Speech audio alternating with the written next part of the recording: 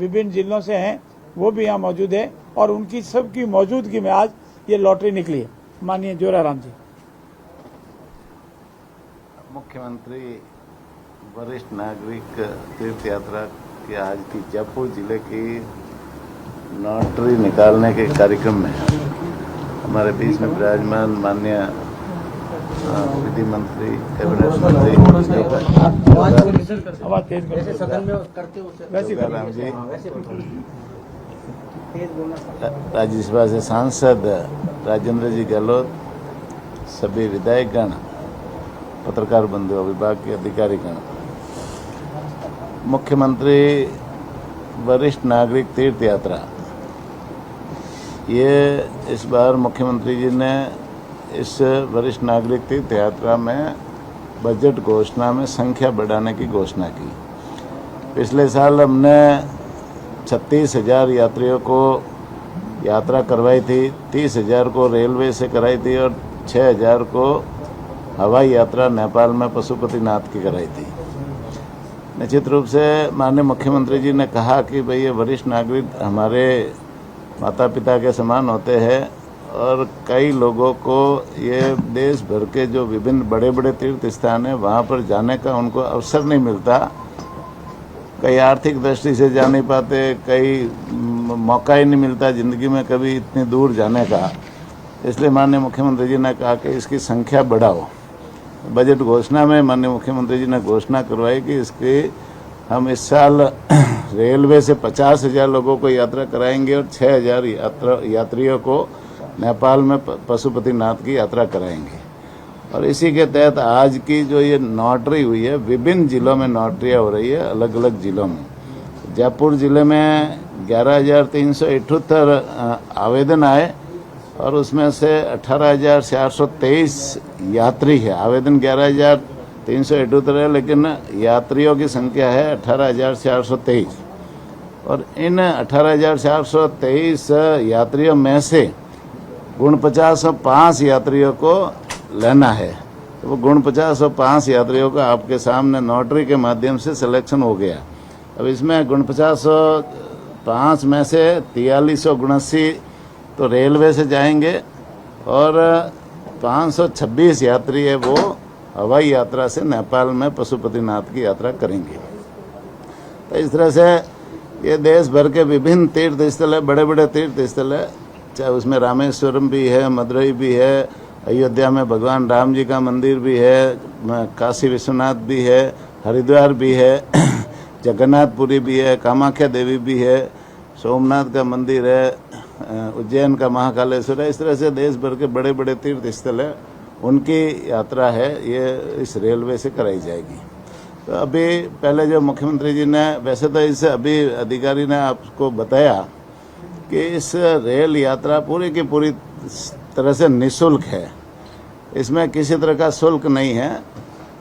Railway का किराया, वहाँ अंदर रहने के लिए जो है ना, खाने पीने का खर्चा, चाय नाश्ते का खर्चा, वहाँ से जब रेल से उतर करके होटलों में ठहरना होता है, होटलों के ठहरने का खर्चा, आने जाने कोई छोटे मोटे तीर्थ स्थल थोड़ी बहुत दूरी होती है, बस से परिवहन करना पड़ता है, तो वो भी सारा का खर्चा, दवाई का खर्चा, सारा का सारा पूरा तरह से वो राजस्थान सरकार वहन करती है।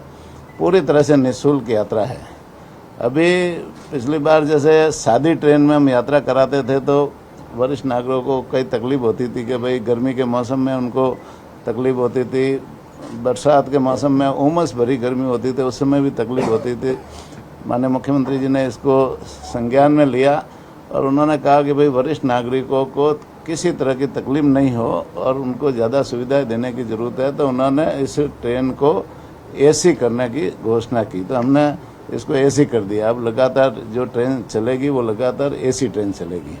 साथ ही साथ ट्रेन को और भी मतलब डिजाइन है, एक राजस्थान के लुक के अनुसार हमने किया है। पहले वैसे ही सादी ट्रेन में ट्रेन चलती थी, यात्रा कराते थे, लेकिन हमारी जो राजस्थान की ट्रेन है वो विभिन्न प्रदेशों में होकर के गुजरती है, तो वहाँ अपनी राजस्थान की संस्कृति झलके, इसलिए हमने इस ट्रेन के ऊपर, जैसे आपने देखा कार्यक्रम में, शुरुआत के कार्यक्रम में आप सब लोग पधारे थे, उसमें ट्रेन के ऊपर हमारी गौ माता भी दिखती है, हमारा राज्य पशु ऊँट भी दिखता है, यहाँ के किले और धरोहरें भी दिखती है, यहाँ के वैभवशाली मंदिर भी दिख रहे हैं, यहाँ की संस्कृति झलक रही है, यहाँ के लोग जो है ना संस्कृति वो भी पूरी की पूरी ट्रेन के ऊपर डिजाइन की हुई है।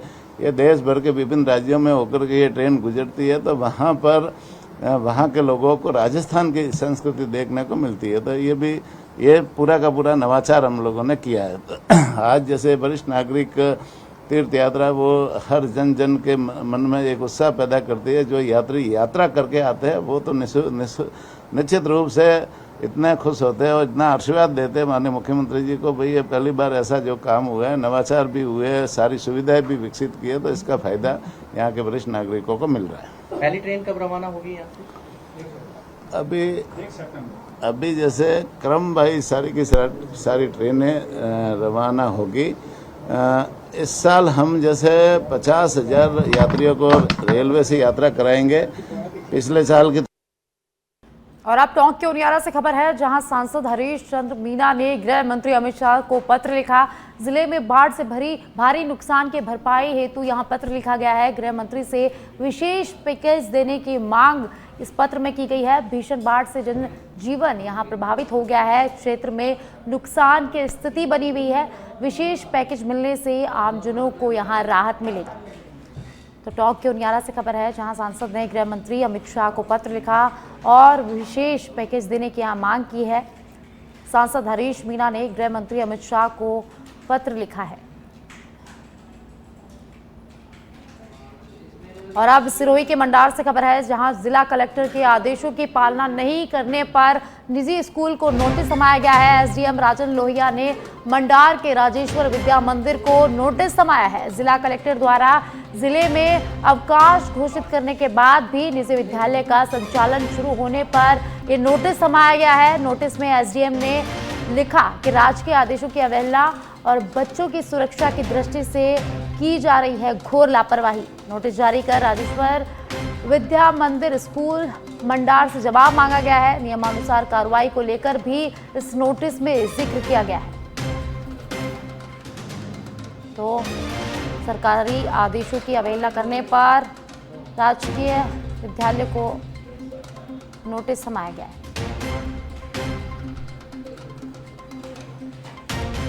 भिवाड़ी में पर्यावरण मंत्री संजय शर्मा ने रीको गेस्ट हाउस में अधिकारियों के साथ अहम समीक्षा बैठक ली और इस बैठक में उन्होंने साफ स्वीकार किया कि भिवाड़ी की कुछ फैक्ट्रियां खुले में अनट्रीटेड पानी और इंडस्ट्रियल वेस्ट छोड़ रही है, जिससे हवा और पानी लगातार यहां जहरीले हो रहे हैं। मंत्री ने इसे जनता के स्वास्थ्य पर हमला बताते हुए प्रदूषण विभाग को कड़ी कार्रवाई करने के आदेश दिए। उन्होंने कहा कि अब लापरवाह औद्योगिक इकाइयों पर कोई रियायत नहीं मिलेगी और भिवाड़ी को हर हाल में प्रदूषण मुक्त हरित क्षेत्र की दिशा में आगे बढ़ाना होगा। बैठक के दौरान पुलिस अधीक्षक प्रशांत किरण और एडीएम सुमित्रा मिश्र सहित वरिष्ठ अधिकारी मौजूद रहे। मंत्री ने इस मौके पर दूसरा बड़ा ऐलान किया कि नवनिर्मित भृतहरि नगर जिले का मुख्यालय खैरतल ही रहेगा। भिवाड़ी के औद्योगिक वातावरण में आज एक ऐतिहासिक पल दर्ज हुआ, जब राजस्थान के वन एवं पर्यावरण मंत्री संजय शर्मा ने रीको गेस्ट हाउस में अधिकारियों की विशेष समीक्षा बैठक ली। बैठक में महज औपचारिकता नहीं बल्कि मंत्री ने सीधे मुद्दों पर उंगली रखी। उन्होंने स्वीकार किया कि भिवाड़ी की कुछ फैक्ट्रियां खुले में अनट्रीटेड पानी और इंडस्ट्रियल वेस्ट छोड़ रही है, जिससे इलाके की हवा और जल दोनों प्रदूषित हो रहे हैं। मंत्री ने इसे पर्यावरण और आमजन के स्वास्थ्य पर सीधा हमला बताते हुए प्रदूषण नियंत्रण विभाग को कड़ी कार्रवाई करने के आदेश जारी किए हैं।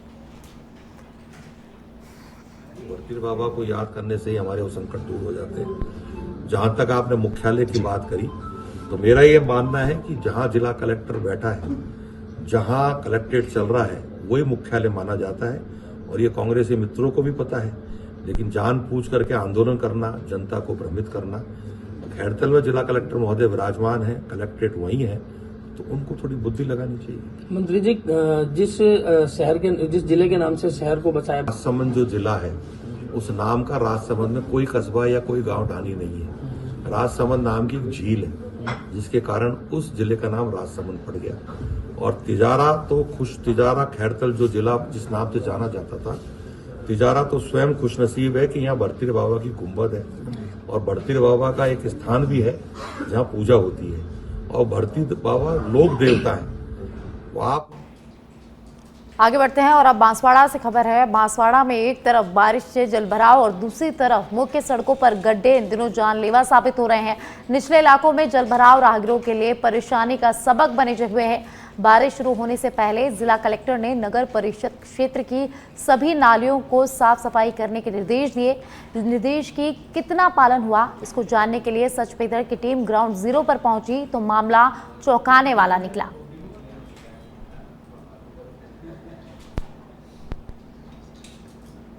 इस वक्त मैं रिंग रोड के ऊपर में खड़ा हुआ हूँ। इसे नगर परिषद की नाकामी कहें या फिर उनकी तरक्की कहें, यह तस्वीर अपने आप के अंदर में बयां कर रही है और नगर परिषद से सवाल कर रही है कि आखिरकार नगर परिषद का इतना लंबा चौड़ा सिस्टम होने के बावजूद भी शहर के अंदर में इस प्रकार से पानी का जल भराव और लोगों को यहाँ पर काफ़ी परेशानियों का सामना करना पड़ रहा है। तस्वीरों में अगर आपको मैं बात करूँगा तो ये नगर परिषद का इलाका है और नगर परिषद अपने आप के अंदर में ये तस्वीर देखे और इस तस्वीर को कितना जल्दी सुचारू करेंगे, कब इस जल की निकासी करेगी, ये तो देखने वाली बात होगी।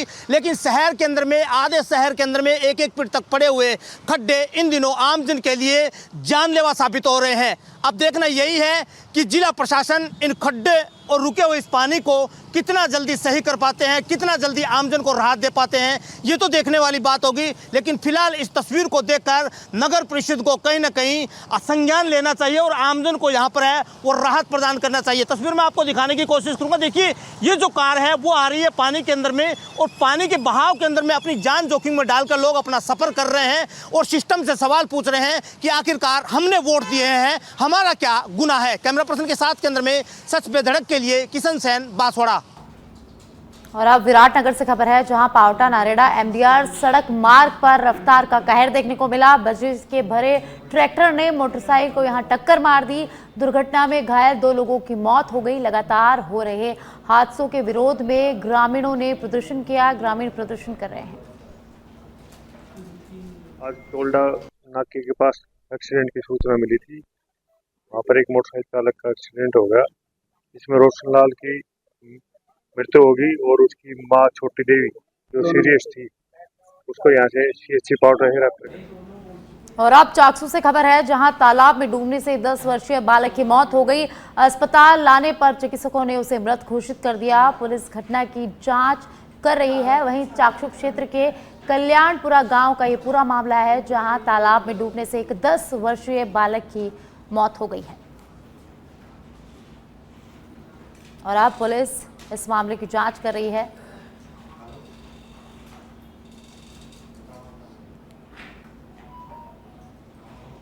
और अब ब्यावर से खबर है, जहां शहर में चेन स्नैचिंग की वारदात का खुलासा हुआ है। पुलिस ने 2 शातिर आरोपियों को गिरफ्तार किया है। कब्जे से चोरी की गई सोने चैन और बरामद की है। घटना में प्रयुक्त मोटरसाइकिल को भी पुलिस ने यहां बरामद किया है। तो ब्यावर से खबर है, जहां चैन स्नैचिंग के मामले में खुलासा हुआ है। पुलिस ने शातिर आरोपी को गिरफ्तार किया है। वहीं घटना में प्रयुक्त मोटरसाइकिल को भी पुलिस ने बरामद किया है। वहीं सोने की चैन भी आरोपी से बरामद की गई है।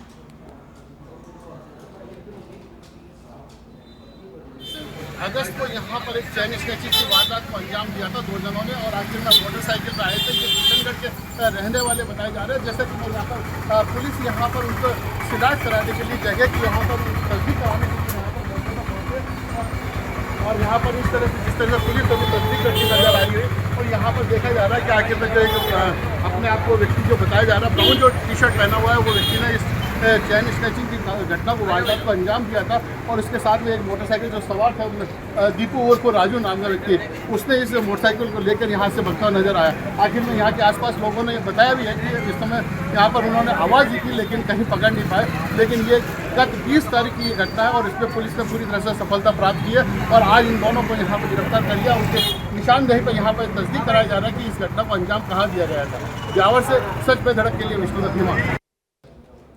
और अगली खबर बांसवाड़ा से है, जहां बांसवाड़ा में कल से 10 दिन तक गणेश उत्सव की धूम रहेगी। गणेश चतुर्थी के पहले दिन गणेश भक्त बप्पा को अपने घर ले जाने के लिए आ रहे हैं। बप्पा के पर्व को लेकर भक्तों में काफी उत्साह यहां देखने को मिल रहा है। इस बार भगवान गणेश की प्रतिमा अलग अलग स्वरूप में बनाई गई है। खास बात तो यह है कि पर्यावरण संरक्षण को ध्यान में रखते हुए भी प्रतिमा बनाई गई है, जिन्हें भक्त बड़े ही उत्साह के साथ अपने घर ले जा रहे हैं। आज हरतालिका है और कल गणेश चतुर्थी है। गणेश चतुर्थी के जो भक्त हैं यानी गणेश भक्त हैं वो अभी से ही गणेश भगवान की प्रतिमा लेने के लिए यहाँ पर ये जो पंडाल के अंदर में सजे धजी बप्पा गणेश की जो प्रतिमा है अलग अलग स्वरूप के अंदर में है, जो बप्पा की जो प्रतिमा है उनको लेने के लिए भक्त है वो दूर दराज से यहाँ पर आ रहे हैं। आपको बता दें कि गणेश चतुर्थी का पर्व पूरे देश के साथ में हर्षोल्लास के साथ के अंदर में मनाया जाता है और यहाँ पर जो भक्त हैं बप्पा की प्रतिमा को लेने के लिए यहाँ पर आए हुए हैं। कल से बप्पा की जो पूजा अर्चना है वो बड़े धूमधाम से मनाई जाएगी। तस्वीरों में आप साफ देखा जा सकता है कि गणपति बाबा की जो प्रतिमा है वो अलग अलग स्वरूप के अंदर में है। खास तौर पर तो इस बार जो लाल बाग का राजा यानी गणपति बाबा की जो मुंबई के अंदर में जो प्रतिमा होती है की सबसे ज्यादा चलन है। कुछ भक्त हमारे साथ के अंदर में है, उनसे बात करने की कोशिश करेंगे। सर, कल गणपति बाबा घर पे आ रहे हैं, कैसा लग रहा है? बहुत अच्छा लग रहा है, बहुत आनंद आ रहा है कि हर साल इसका इंतजार रहता है हमको वैसे भी कि कब हमारे घर के अंदर गणपति जी विराजमान हो और हमको सुकून मिले, इनकी सेवा करने का मौका मिले। बहुत अच्छा लग रहा है यहाँ पर आने से। और कहाँ से आए आप लोग? हम घाटोल से हैं, घाटोल तहसील के, बांसवाड़ा जिला। हर साल ले जाते हैं प्रतिमा? मुझे 10 साल हो गए सर इसके अंदर गणपति जी की स्थापना करता करता घर के अंदर, और बहुत अच्छा लगता है। देखिए ये गणेश भक्त हैं, पिछले 10 सालों से भगवान गणेश की पूजा अर्चना कर रहे हैं। तस्वीर में आपको और दिखाने की यहाँ पर पूरा प्रयास करूंगा। देखिए ये जो गणपति बाबा की तस्वीर है भगवान श्री राम यहाँ साथ के अंदर में है और ये जो खूबसूरत प्रतिमा को खरीदने के लिए यहाँ पर जो भक्त है वो यहाँ पर आ रहे हैं। खास बात तो ये है कि पिछले 1 साल से भक्तों को इंतजार था कि बप्पा मेरे घर कब आएंगे, वो घड़ी अब आ चुकी है और भक्तों के अंदर में जिस प्रकार का उत्साह है उसकी बानगी देखते ही बनती है। कैमरा पर्सन के साथ के अंदर में सच बेधड़क के लिए किशन सेन, बांसवाड़ा। और अब खबर पाली से है, जहां पर महायेश्वरी महोत्सव समिति के तत्वाधान में गणेश चतुर्थी पर भोग के लिए रबड़ी और मोदक लड्डू को तैयार किया जा रहा है। रामदेव रोड स्थित दयानंद बगीची में प्रसाद तैयार किए जा रहे हैं। लड्डू के प्रसाद निर्माण के लिए जोधपुर के चोहटे के दूध, शुद्ध देसी घी एवं फिल्टर पानी का इस्तेमाल किया जा रहा है। और खास बात तो यह है कि प्रसाद सभी गणेश भक्तों को लागत मूल्य पर उपलब्ध करवाया जाएगा, जिसकी दर 320 रुपये प्रति किलो रखी गई है।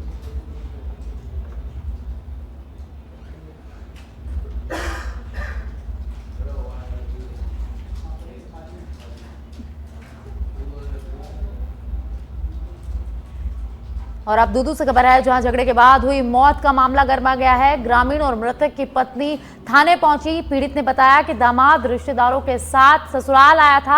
आपस में कहासुनी के बाद झगड़ा हुआ था और आपसी झगड़े के दौरान समझाइश करना भारी पड़ गया। दामाद और रिश्तेदारों ने ससुर के साथ मारपीट की। पुलिस ने 2 संदिग्ध लोगों को हिरासत में ले लिया है। दूदू थाना क्षेत्र के माधोपुर गाँव का ये पूरा मामला है, जहाँ आपसी कहासुनी के बाद मौत का मामला गर्मा गया है। गोसा को उपरांत गोसा पर लाता ही और पर यार पर मार उपरांत पड़ गया।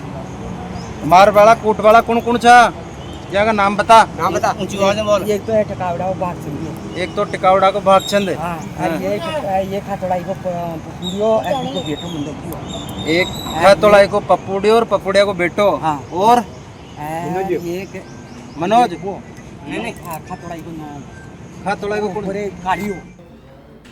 और अब जयपुर से खबर है, जहां वरिष्ठ नागरिक तीर्थ यात्रा योजना 2025 प्रभारी मंत्री जोगाराम पटेल निकाल रहे हैं लॉटरी। सरकारी निवास पर निकाली जा रही है लॉटरी। जिला कलेक्टर जितेंद्र कुमार सोनी सहित अन्य अधिकारी भी वहां मौजूद है।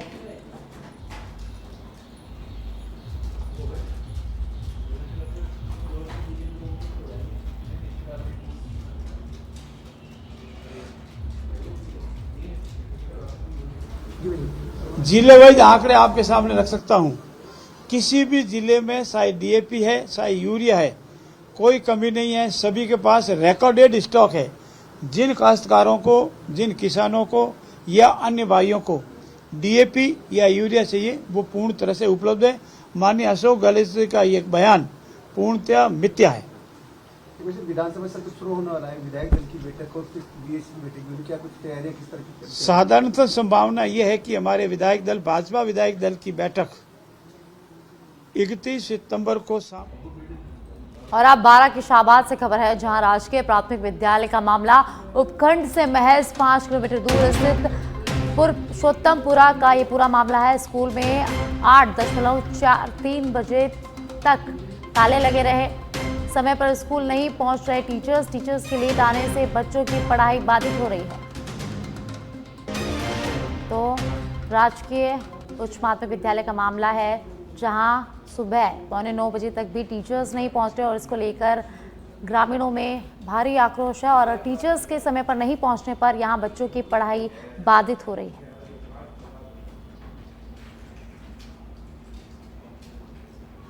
जोधपुर के सरनाड़ा गांव में एक दिल दहला देने वाली घटना सामने आई है। घटना ने पूरे इलाके को स्तब्ध कर दिया है। एक 32 साल के स्कूल व्याख्याता संजू बिश्नोई ने 3 वर्षीय मासूम बेटी यशस्वी के साथ आग लगाकर जान दे दी। मासूम बेटी ने मौके पर ही दम तोड़ दिया।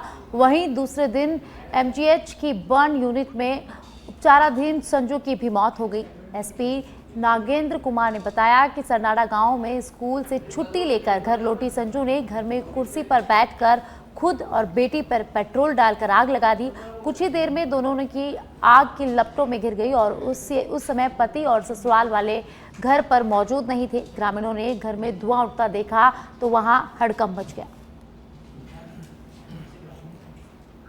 22/8/2025 को एक ज्योग्राफी की फर्स्ट लेक्चर थी शिक्षिका, उसने अपने ससुराल में अपनी बच्ची के साथ सुसाइड अटेम्प्ट किया था, जिसमें बच्ची की जो मौके पे ही डेथ हो जाती है। उसकी जो शिक्षिका थी उसको इलाज के दौरान हॉस्पिटल ले जाया जाता है। इलाज के दौरान भी उस शिक्षिका की भी मौत हो जाती है। शिक्षिका के परिवारजन की तरफ से उसको जो प्राइमा फेसी जो हमें एफआईआर दी, उसमें मेन जो आरोप उसके फैमिली मेंबर्स पर लगाए कि जो उसके ससुराल जन है उसके दहेज की मांग को लेकर प्रताड़ित करते थे। साथ ही हमें इन्वेस्टिगेशंस के दौरान घटनास्थल पे एफएसएल के हमने जो भी निरीक्षण किया उसमें कुछ एविडेंस कलेक्ट किए हैं और एक सुसाइड नोट्स भी मिला। तिजारा से खबर है, जहां राष्ट्रीय शिक्षक दिवस पर 5 सितंबर को दिल्ली में आयोजित सम्मान समारोह में राष्ट्रीय शिक्षक सम्मान के लिए प्रधानाचार्य नीलम यादव को चयनित किया गया है। वर्तमान में नीलम यादव राजकीय बालिका उच्च माध्यमिक विद्यालय तिजारा में कार्यरत हैं। उन्हें उनकी मेहनत से श्रेष्ठ एवं उत्कृष्ट कार्य से विद्यालय एवं शिक्षा के क्षेत्र में नवाचार के द्वारा काया पलट करने के लिए सम्मानित किया जाएगा। इसको लेकर वार्डवासियों ने प्रधानाचार्य नीलम यादव का बड़ी उत्साह के साथ गुलदस्ता शॉल उड़ाकर सम्मान किया। ये बहुत ही गर्व की बात है कि राष्ट्रीय स्तर पर अपने जिले का, अपने राज्य का प्रतिनिधित्व करते हुए और राष्ट्रीय शिक्षक सम्मान से मुझे पुरस्कृत किया जाने वाला है। तो कुल मिला के मैं तो अपना काम पूरे समर्पण के साथ, पूरी निष्ठा के साथ शुरू से करती आई हूँ 1993 से जब से। और अब इटावा से खबर है, जहां पर भारतीय मानक ब्यूरो जयपुर की ओर से इटावा के बालिका विद्यालय खोड़ावदा में मानक लेखन प्रतियोगिता का आयोजन किया गया। मानक क्लब के प्रभारी एवं मेंटर तेजकरण सुमन ने बालिकाओं को मानक क्लब के उद्देश्य एवं ब्यूरो की ओर से जारी किए जाने वाले hallmark registration number IESI mark की जानकारी दी। इसके साथ ही उत्पादों की शुद्धता, मानकीकरण तथा गुणवत्ता की पहचान की प्रक्रिया भी समझाई गई। मानक लेखन प्रतियोगिता में प्रथम स्थान साक्षी कंवर ने प्राप्त किया, जिसे पुरस्कार देकर सम्मानित किया।